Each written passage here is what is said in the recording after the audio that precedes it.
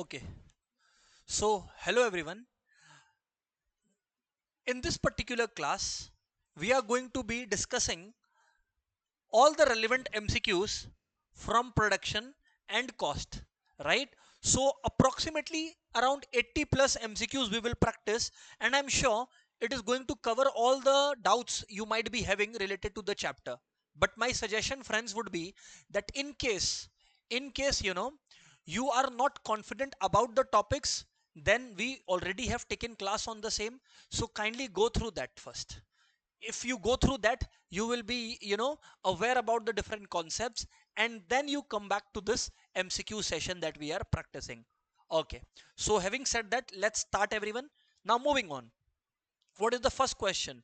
Which of the following, remember everyone, a very important question, which of the following is considered production in economics? Now see, for something to be called production in economics, what is important is creation of utility, creation of utility, right? Now see, singing a song before friends is okay, preventing a child from falling into a manhole, all this is okay, but there is no economic sense that we see here. So tilling of soil is the correct answer. That is production, right? Moving on, identify the correct statement is what they are saying. AP is maximum when MP equals to AP. Yes. In cost, it is the opposite.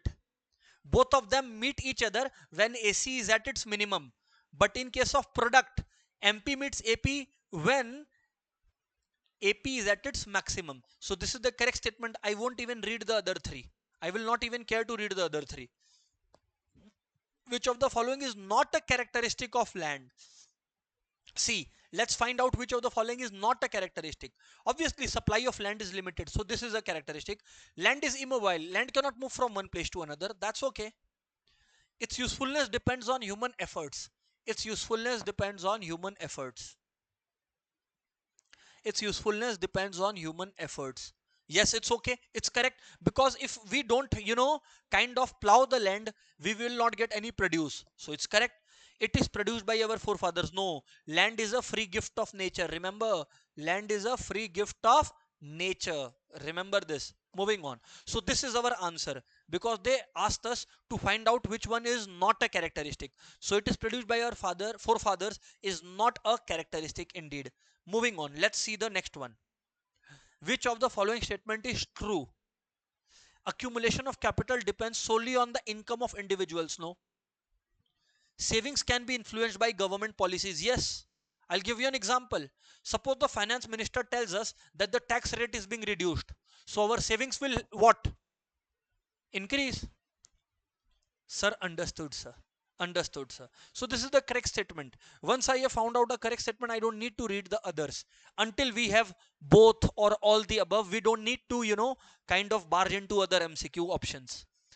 In the production of wheat, all the following are variable factors. Okay. So we have to identify, right? In the production of wheat, all the following are variable factors that are used by the farmers, except seeds and fertilizer variable, field that has been cleared. Okay, field is a fixed factor. Field is a fixed factor. See, now, so field has been field is a fixed factor, so nothing much to discuss here, right?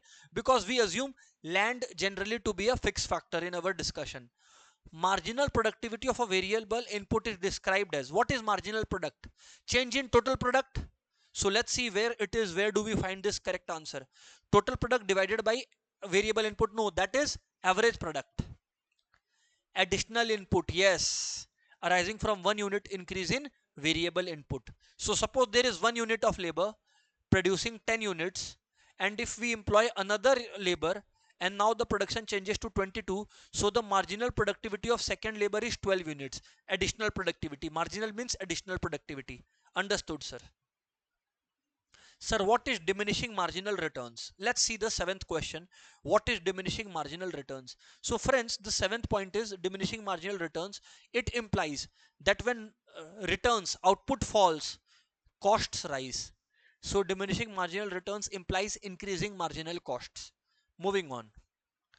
The short run, as economists use the phrase, is characterized by At least one factor of production is fixed. Yes, in short run at least one fixed factor, and other k may be variable, है ना? Right, yes sir. So it is correct. Remember, short run has nothing to do with time period. Remember this. For something to be short run, remember there should be at least one fixed factor. There can be more than one fixed factor, but there should be at least one fixed factor. See, if all the factors are variable, we are in which time period?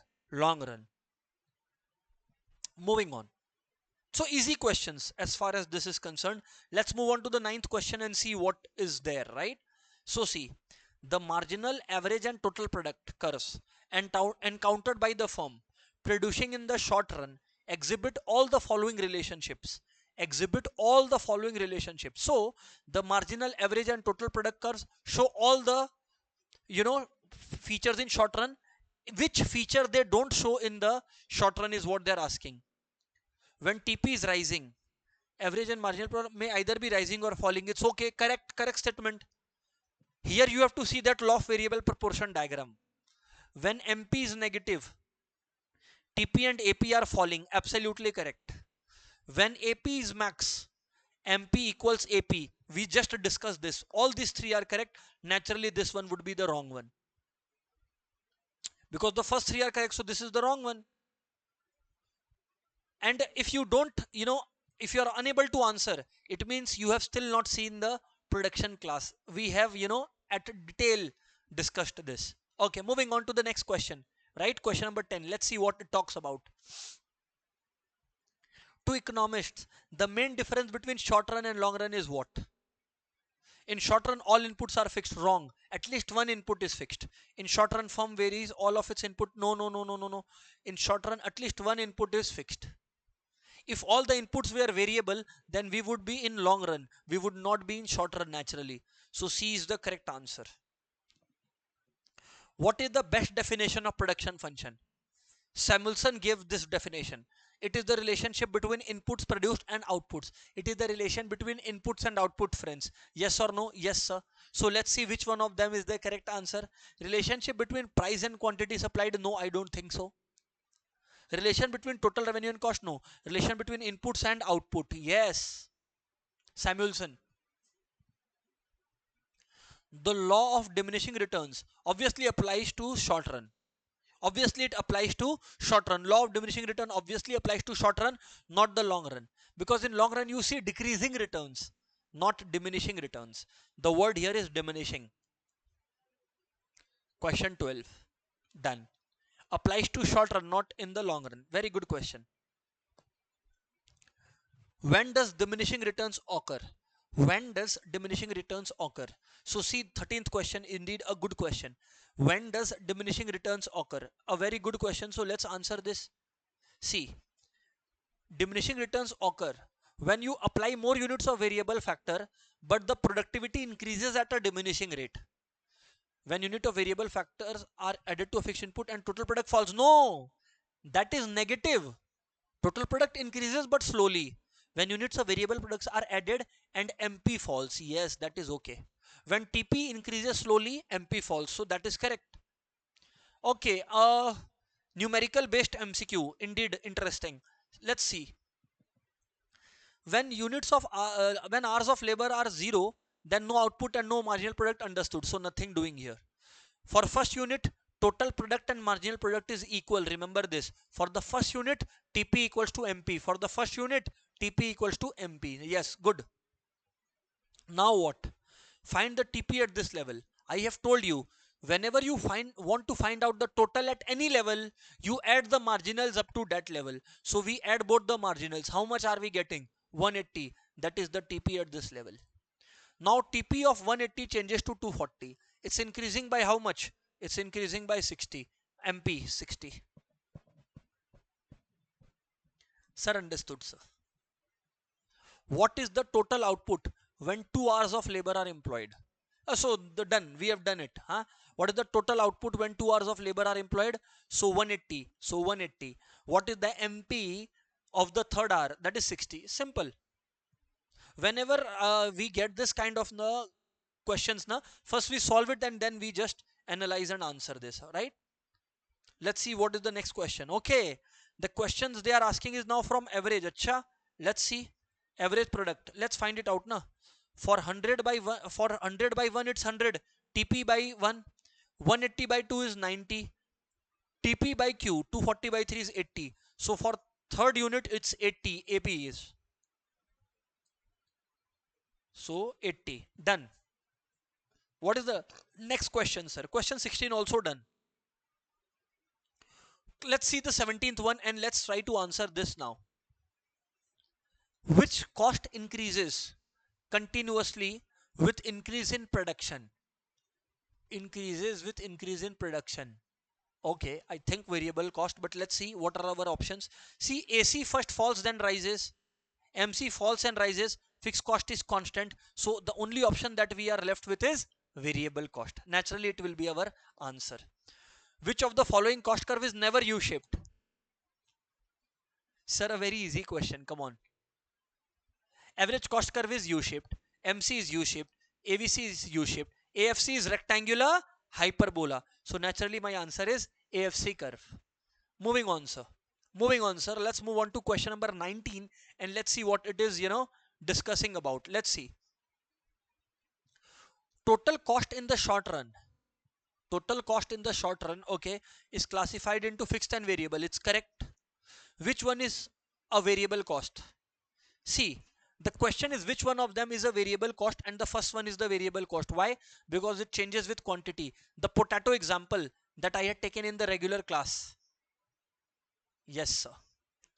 In short run, when output increases, in the short run, when output increases, see, average fixed cost is total fixed cost by quantity. So when quantity rises, obviously TFC constant, AFC will fall. So AFC falls. It continuously declines, okay? Which is known as planning curve. I told you, planning curve, blanket curve, envelope curve is the name for long run average cost curve. Why? Because it is made up out of multiple short run average cost curve. So it is U-shaped, by the way, long run average cost curve. Correct answer. Moving on to the next question. If a firm moves from one point on a production isoquant, okay, we had discussed isoquant, to another, which of the following will not happen? See, the question is which of the following will not happen? See, a change in the ratio when which the inputs are combined to produce output. What is isoquant? You remember a curve like this. So various inputs coming together to produce same quantity of output. All the points show the same level of output on an isoquant. So yes, obviously there is a change in ratio if the isoquants are shifting. But all points on the isoquant show the same level of output. If a firm moves from one point on a production isoquant to another, so if a firm is moving from this point to another, obviously the ratio has changed. Obviously the ratio has changed. The marginal productivity, that is marginal rate of technical substitution, has changed, but output has not changed, because the meaning of isoquant is it plots various points which represent the same level of output using different combination of inputs. Understood, sir? Which of the following is the concept of marginal cost closely related to? Come on, in cost we have discussed. Come on everybody, in the chapter cost we have discussed. Variable cost is closely related to marginal cost. Why? What does marginal cost say? Marginal cost reflects change in total cost. Yes or no? And why does total cost change? Is it because of total fixed cost? No, because of variable cost. So both are, closely interlinked. Understood, sir? Question 24. Which of the following statement is correct? Question 24 is which of the following statement is correct? When AC is rising, MC must also be rising. No, no, no, no, no, no. When AC is rising, MC must be falling. When AC is rising, MC is above AC. That is the correct statement. When AC is rising, MC lies above AC. You see this shape. So here is AC, here is MC. MC meets AC at the minimum point, and when AC is rising, MC is above AC. So this is the correct statement, C. Which of the following is an example of explicit cost? Which of the following is an example of explicit cost? Okay. So just focus everyone, okay. Which of the following is an example of explicit cost? The wages of a proprietor could have made. No. Explicit cost is not what you could have earned. Explicit cost means the cost that results in actual outflow. Explicit cost is the cost that results in actual outflow. So the payment, the actual payment is explicit cost. Understood, sir? Which of the following is an example of implicit cost? Which of the following is an example of implicit cost? Remember, implicit cost is the imputed value of inputs owned by the firm and used in own production unit. That is what implicit cost is. See, interest that could have been earned. Yes, very good. I don't need to read others. See, here payment is done. So this is explicit cost. Here interest payment is done. Explicit cost. Payment is done. Explicit cost. Moving on. Another numerical, a very interesting one. Let's see. Numericals are very easy. So let's see. Okay, now they are going to talk another things, So what I'll do is I'll compute everything. It for just for the sake of practice, okay? So total cost is given. So what will be total fixed cost? At zero level, TC equals to TFC. So if at zero level there is TC, it is definitely because of TFC. So that is 240. Once you find out 240, you put it everywhere because TFC doesn't change. It is the average fixed cost that gradually falls, but not the. Acha, if you have got TFC, you find out the TVC. Once we do this, we have computed everything they could ask. TVC is TC minus TFC. So at zero level, there is no TVC. Now, 330 minus 240 is 90. 410 minus 240 is approximately 170. If I do wrong calculation, please consider that. 540 minus 240 is 300. 610 minus 240 is 370, I guess. And this is, 450, I guess. So just done. Now, TFC I have calculated, TVC I have computed. Let's do MC also, marginal cost. What is marginal cost? Change in total cost or change in total variable cost. Both can be said. Obviously at zero level, there is no scope of marginal cost being there. Now see, look at the change in total cost from 240 to 330. It has indeed changed by 90. Again, 330 to 410. It has indeed increased by 80. It has increased by 70. This has increased by 60. This has increased by 70. Yes, by 70. This has increased by 80. Marginal cost. Sir, averages also you find out for us. See, what I am trying to do is practice. Don't think that, okay, there were only 3 questions. Why you are doing so much? Just for the sake of practice, okay? What is average fixed cost? Total fixed cost by quantity. Obviously, you have common sense. So apply that and, keeping common sense in mind, remember that when there is nothing being produced, average fixed cost, this and this will always be dash. Otherwise, it would become absurd to call it infinity. Understood? Now coming back to AFC. AFC is TFC by Q. So 240 by 1 is 240.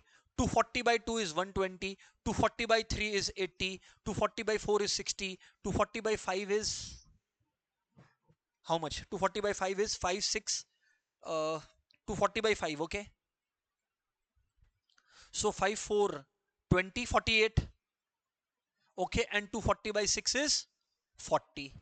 AFC always falls, so nothing surprising there. Now AVC, you will see a U-shaped character, that it will fall and gradually rise. 90 by 1 is 90. 170 by 2 is 85. 240 by 3 is 80. 300 by 4 is 75. Now 370 by 4. Sorry, 370 by 5. 370 by 5 is 5 sevens are 35. 74, I guess, huh? Check. Yes, 74. 450 by 6 is how much? 450 by 6 is 6742.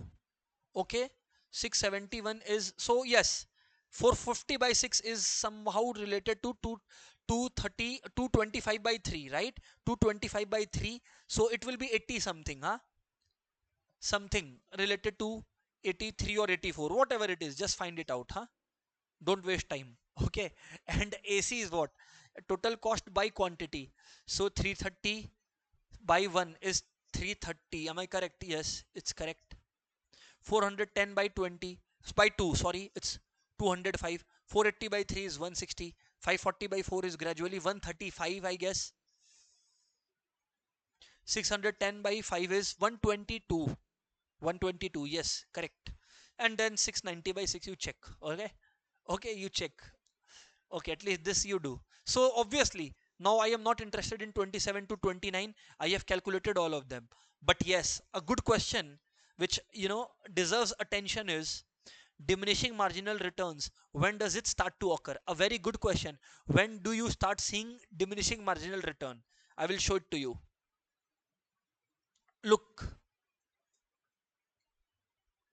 diminishing marginal return occurs when output starts falling and cost starts rising, and cost starts rising. You see, if you have a look at marginal cost, okay, if you look at marginal cost till unit 4, marginal cost was falling. Do you see it?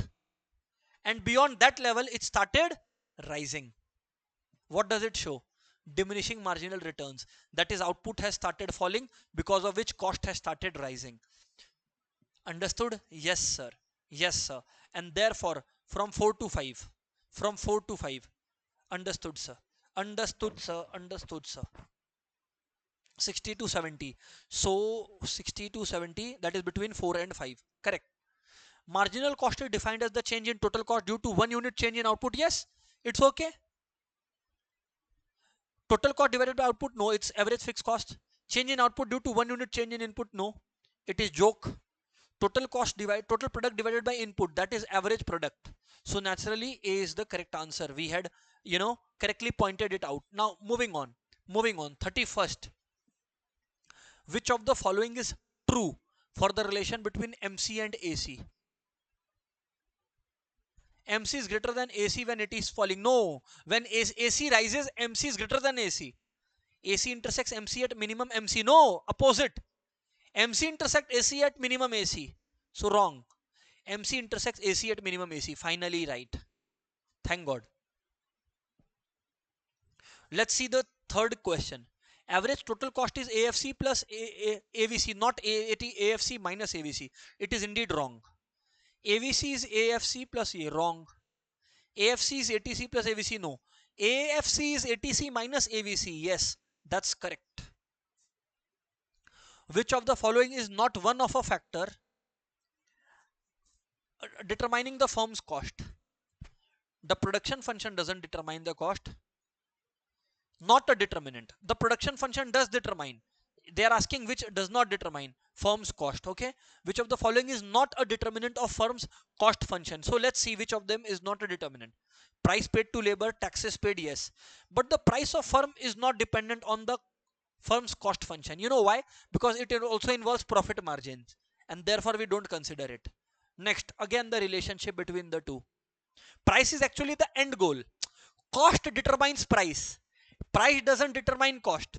Means a firm will first calculate cost, then arrive at price. It will not happen that the firm will first arrive at price and then decide the cost. No, it doesn't happen that way. That's why D is wrong. Okay. Which of the following statement is correct concerning the relationship among firms' cost functions? Which of the following statement is correct is what they're asking.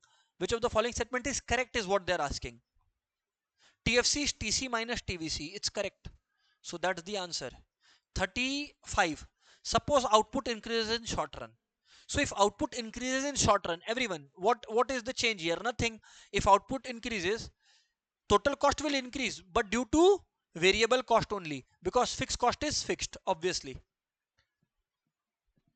Which of the following statement concerning the long run average cost is false? Which of the following statement is false regarding the long run average cost curve? Let's see, everyone. It represents least cost combination for producing. No, it is derived from a series of short run average cost curves. So now see, this also cannot be the answer because it's true. Which is false is what they're asking. It represents the least cost. Yes, it is correct. So that's why I said no, it's not the answer. The short curve at the minimum point of the long run average curve represents least cost plant size for all level of output. No, this is actually false, and that is the correct answer. The negative part of total cost curve, that is the falling cost, is due to advantages, economies of scale. So it is because of economies of scale. Let's see, we have it in or not. Yes, we have it in the form of increase in productivity that results from specialization. So we definitely have it. Let's move on to the 38th question. Positive part of average cost curve means cost is rising. So friends, when cost is rising, it is because of what? Diseconomies of scale that it rises. Moving on. A firm's average total cost is 300 at 5 units of output. So when quantity is 5, average cost is 300. And when quantity is 6, average cost is 320. Find marginal cost. Very easy question. You see what is total cost? Quantity into average cost. So 5 into 300 is 1500. 6 into 320 is how much? 6 into 300 is 1800. 6 into 20 is 120. So 1920. So the total cost has changed by how much? By 420. Boom, your answer. Moving on to the 40th question.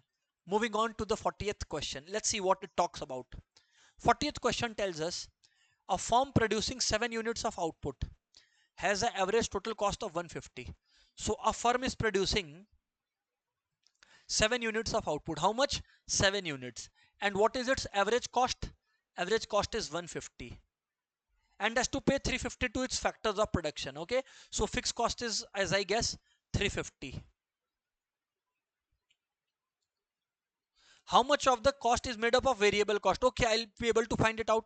See, AC into Q, 150 into 7 is total cost, right? So if you multiply 150 and 7, it is, I guess, 1050. Yes or no? Yes, sir. Now this is 1050. 1050 minus 350 is how much? Come on, 700. This is our total variable cost. This is our total variable cost. Why? Because total cost was 1050. How did you arrive at total cost? Quantity into average cost. Yes or no?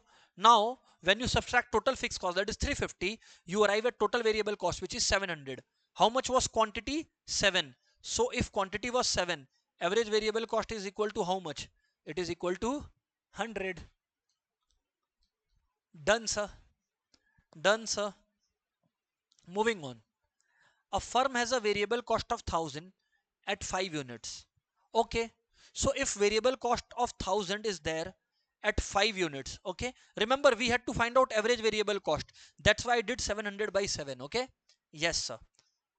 A firm has a variable cost of 5000 at 5 units of output.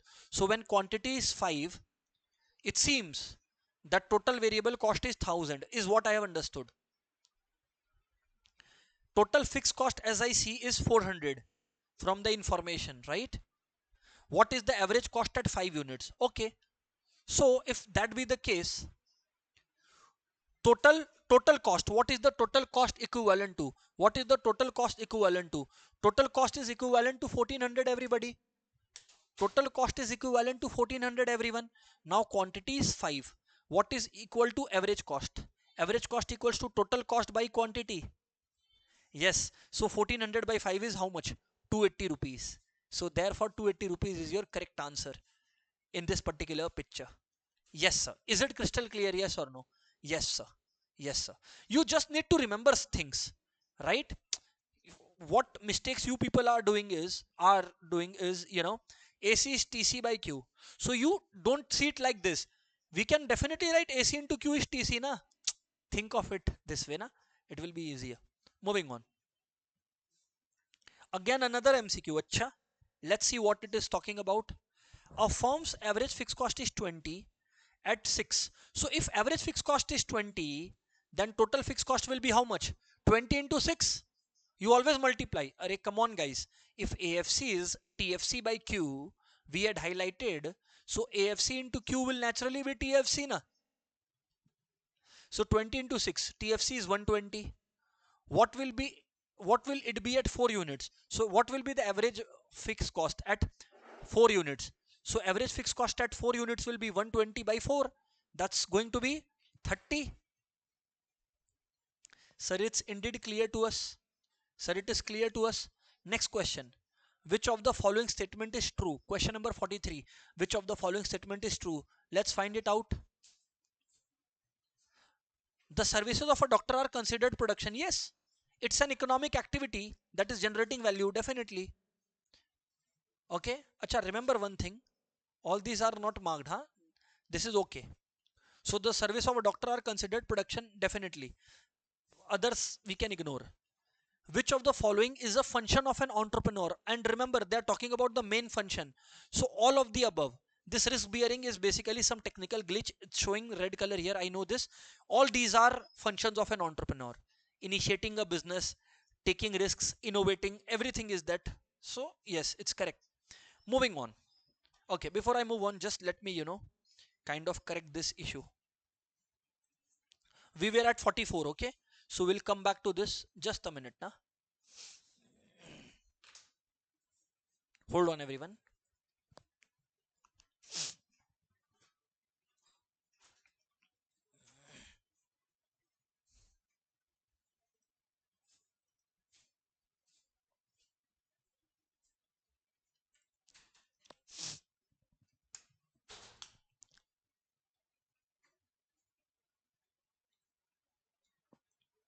Question 45, I guess, is the one we are going to solve now. 44. Okay, 44 you all are saying, so okay, let's go about with 44.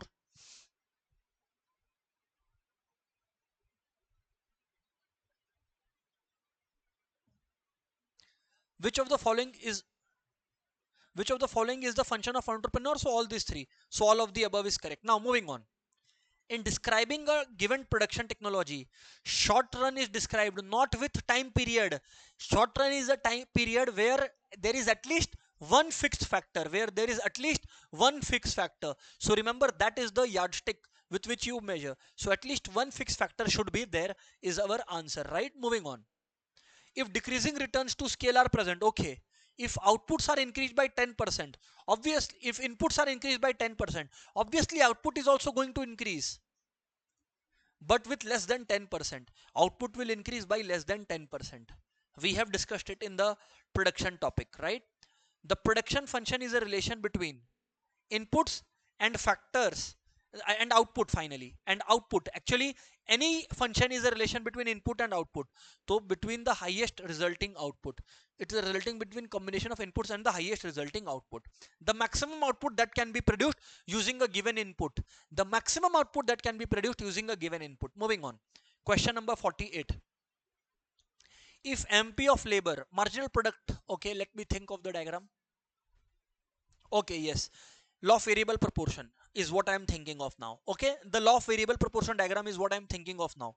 If MP of labor is below AP of labor, if MP is less than AP of labor, if MP is less than AP of labor, okay, it must be, see, if MP is less than AP, means AP must be falling, yes. And if MP is greater than AP, AP must be rising, and MP equal to AP at maximum point of AP. Very good.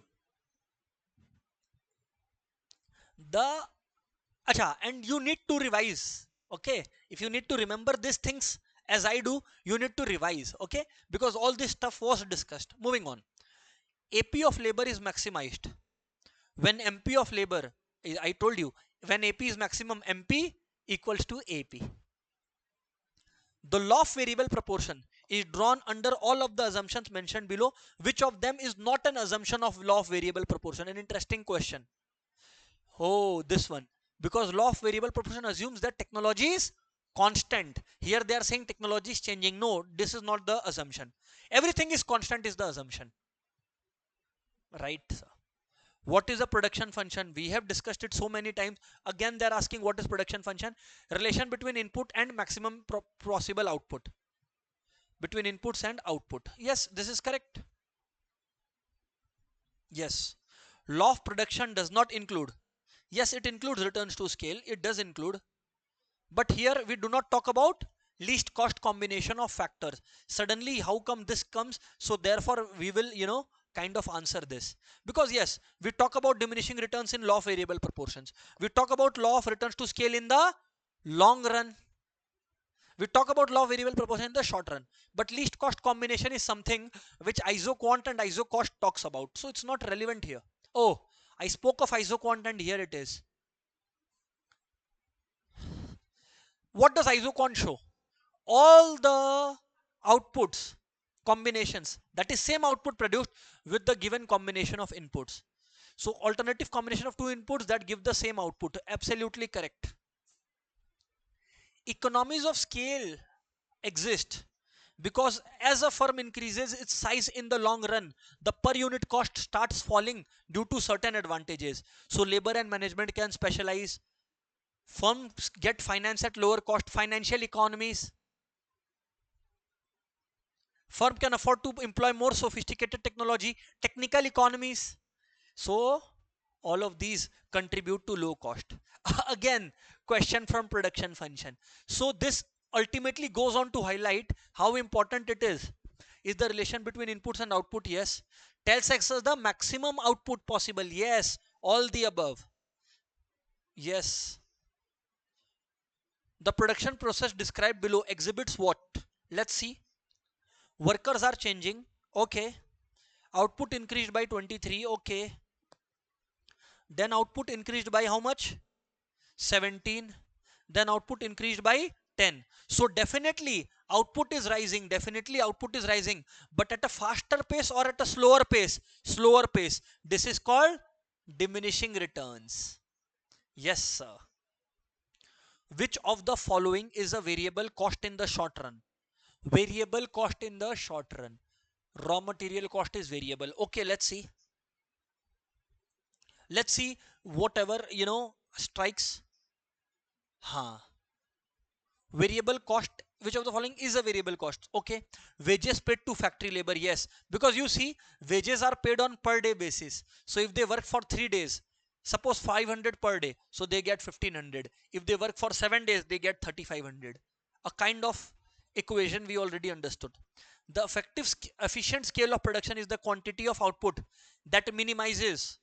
Obviously, when output is maximized, and the total cost should be what? Maximized or minimized? When total cost is minimized. Right. In short run, the firm's product curve shows. Acha. So they have asked the question from short run. So we got to read everything. Total product begins to decrease when AP begins to decrease. No. When MP is equal to AP, AP is decreasing. No, no, no, no, no, no. No. When MP curve cuts AP curve from below, MP curves AP from below. No. In stage 2, TP increases at a diminishing rate and reaches maximum at the end of the stage. Yes. In fact, I had discussed by the end of stage 1, AP attains its maximum. By the end of stage 2, TP attains its maximum. So it's, self-explanatory in that regard. Question number 60. Question number 60. Let's see what it talks about. A fixed input is defined as that input whose quantity cannot be changed in the short run in response to desire of a commodity company to change its production. Yes. Quantity cannot be changed in the short run. Absolutely correct. AP is defined as TP by inputs. TP by inputs. Variable inputs. So TP divided by units of variable input. We just did a sum above. Question number 62. Let's see what it talks about. Question number 62. Everyone please pay attention. After the inflection point of production function, a greater use of variable input induces a reduction in MP. No. See, let's deal with each one of them one by one. Okay. After the inflection point, okay. All right. Just a second. Na? Wrong. Wait. It is S-shaped. Na? Yes. Now, almost here is the inflection point. After the inflection point, production function, a greater use of variable input induces. Yes. Because at inflection point, MP achieves its maximum. Yes, we have discussed this. At inflection point, MP achieves its maximum. Beyond this, MP falls. And when TP is max, MP is 0. It's correct. Correct. Sorry, this is correct. But because we have all the above, it might be the answer. So I got to read the second one as well. Before reaching the inevitable point of decreasing marginal returns. Right? Inevitable means unavoidable. So decreasing returns. Right? That is beyond this point. Right? Almost here. Here where AP attains its maximum. The quantity of output obtained can increase at an increasing rate. Yes. Here in output increases at an increasing rate. Yes. So I will say all are correct because two are correct. So the third one will naturally be correct. MP is the slope of, very easy question. Any marginal is the slope of total. Any marginal is the slope of total. This is something you are aware about in maths also. If you want to find marginal, just differentiate the total. So slope of any total is marginal. Very easy question. Suppose the first 4 units of variable input generate this much output. So 1 unit generates 200, 2 units generate 350, 3 units generate 450, 4 units generate 500. So what is the MP is what they're asking us. Okay, let's see. What is the MP of the third unit? Acha. So what is the change? By 100, yes or no? For the first unit, MP is 200, yes or no? For the second unit, it's 150. For the last unit, it's 50. So for the third unit, you see it's how much? It's 100, yes or no? Because it is the change in total product. So 100 would be my answer. Which of the following statement is false in respect of fixed cost? Okay, so we have to identify a false statement here in respect of fixed cost. Let's see which one of them is false. As the fixed cost cannot be changed in the short run, okay, the TFC are constant except when the price of fixed inputs change. See, when we talk about total fixed cost, it is constant. So the question is which of the following statement is false. So it is okay, matlab there is no problem with this statement as I find.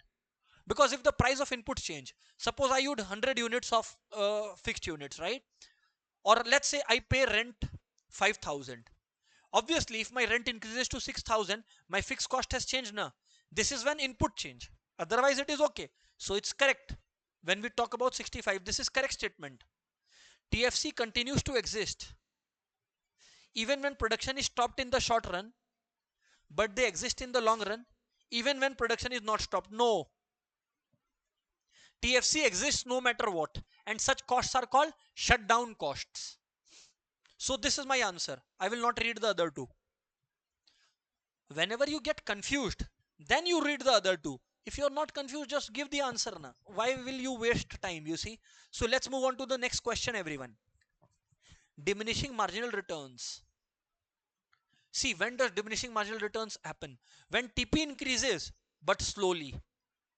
Is exhibited by which of the TP sequence? See, here total product is constant, so it's not diminishing. No, it's not the answer. Here, see, it has increased by 60. Here it has increased by 70. Oh my god. Here it has increased by 80. It is what? It is increasing returns. Here it has increased by 50. 50, 50, it's constant. So this is not the answer. So naturally, here it has increased by 40. Then it has increased by 30. Then it has increased by 20. This is what diminishing marginal returns is. That there will be increase, but the increase will be at a lesser rate. So naturally, we agree to this answer. Okay. Use the following diagram to answer the question below. Okay, very easy question now. I like this kind of questions because they take into the world of analysis. So let's see. The marginal product of third unit of labor is dash. Third unit of labor. Acha. So see the total productivity of third unit of labor. Wait. Total productivity of third unit of labor is 20. And what was the total productivity of second unit? 14. So from 14 to 20, how much does it increase by? 6. Oh, 6 was everywhere. Oh, so there was no use solving this. But the MP of dash labor is negative. Yes. See, till 5th level, TP is max. So MP is 0. When does TP fall? At the 6th labor. And when TP falls, MP becomes negative. So for the 6th. So the answer would be D here.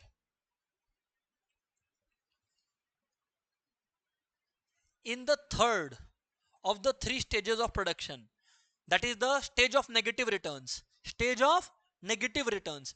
In the stage of negative returns, MP has a positive slope. No. MP lies below the AP curve. Yes or no? Yes, sir. Yes, sir. Question 69.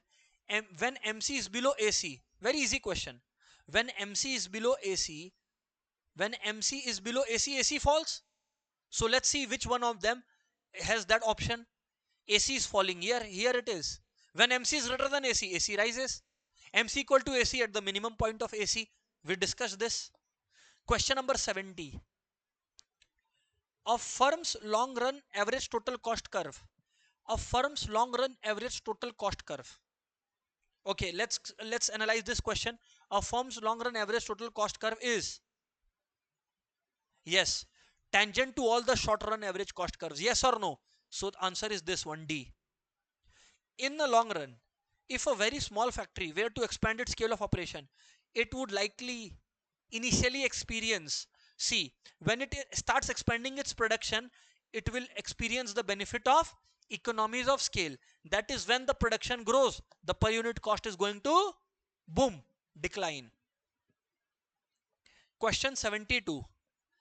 A firm's long run average total cost curve is, a firm's long run average total cost curve is what? Now a good question has come. A firm's long run average cost, I think it's repeated na, tangent to all short curves, and we had discussed it above, you know, the short run cost curves, and then this diagram I have drawn it multiple times, I guess. Okay, which of the following statement describes increasing returns to scale? See, it is returns to scale, matlab the question has come from long run. What happens here?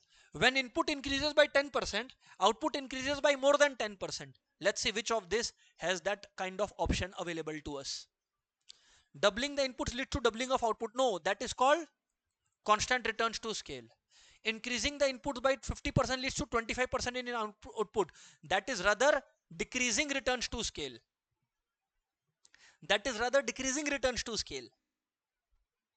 Increasing output by 0.25 leads to increase in input by 0.25 leads to increase in output by 0.33. Yes, output has increased at a greater percentage. C is correct. The marginal cost of a firm for producing ninth unit is 20. Marginal cost for ninth unit is 20. अच्छा ठीक है, चलो, understood. AC at same level is 15. AC at ninth level is 15. What is it trying to ask? Acha, understood. AC is less than MC. AC is less than MC. And when AC is less than MC, when AC is less than MC, remember, when AC, this is a question from cost. When AC is less than MC, then what happens is, see, when MC is greater than AC, however you can, define it, it is the same. Then both are rising. Then both are rising. Yes, sir. So both are rising. That's okay. 74B is the correct answer. Implicit cost can be defined as the money payments made to non-owners. Non-owners means explicit cost. Money not paid out to the owners for the self-owned factors employed in a business and therefore not entered into accounts of business. Yes, because I own it, I do not charge anything for it. The most important function of an entrepreneur is, now see, there are multiple functions of an entrepreneur, but if they ask the most important function, then you are reminded of Schumpeter's innovation theory. Innovation is the most important function of an entrepreneur. Schumpeter's theory. Economic cost of production differ from accounting cost of production. Why? Because economic cost include expenditure for hired resources, while accounting, wrong answer. Accounting cost include opportunity cost. No. Economic cost include. Accounting cost include expenditure for hired resources, while economic cost at the opportunity cost which the firm used for its own resources. D is correct. Understood, sir. 78th question. We are almost at the end. 7 or 8 questions left. In figure given below, possible reason why AVC curve approaches AC curve as output rises is, why AVC curve approaches AC curve? Yes, because AFC is falling, so they become closer to each other. Yes, because AFC keeps falling with the rising output levels. So see, AFC falls as output rises. In fact, we discussed it. Go and watch the cost class. We discussed it. MC changes due to change in, a good question. Marginal cost changes due to, now see, ideally There are two possible answers here. Total cost, because marginal cost reflects changes in total cost. But see, it's not about calculation. It's asking why, because of which it is changing. It changes due to variable cost. So you cannot write total cost. Yes, you compute marginal cost using total cost. But why is total cost changing? Because of variable cost. So the ultimate cause is variable cost. A brilliant question. 79th was the best question so far. Which of the following statement is correct? Acha, fixed cost vary with change in output. No, they do not. I am sorry. If we add variable cost and total fixed cost, we get average cost. Bullshit. MC is the result of total cost divided by no. That is average cost. Total cost is obtained by adding this and this. Absolutely correct. 80D is correct. Which of the following statement is incorrect? LSE is planning curve. Yes, it's correct. TR is total revenues price into units sold. Yes. Opportunity cost is alternative, and TR is divided, if TR is divided by the number of units, we get MR. This is incorrect. We get average revenue. When you divide total revenue by quantity, you get average revenue or price, right? The vertical difference between TVC and T is what? TFC. Very easy question. Let's move on to the next question, everyone. The falling part of long run average cost curve, okay, is tangent to the, again same part, is tangent to the minimum point of short run average cost curve. Minimum point of short run average cost curve.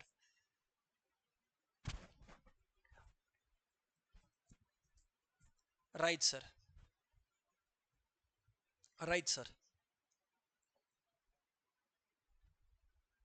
Yes. Which one of the following is an external economies of scale in the long run? So external is, that is for the industry to work.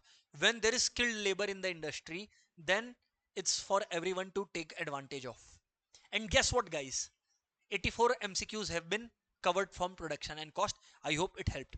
If still any MCQ, you found that there is error, or you find that you have confusion, feel free to ask. I'll surely reply to that.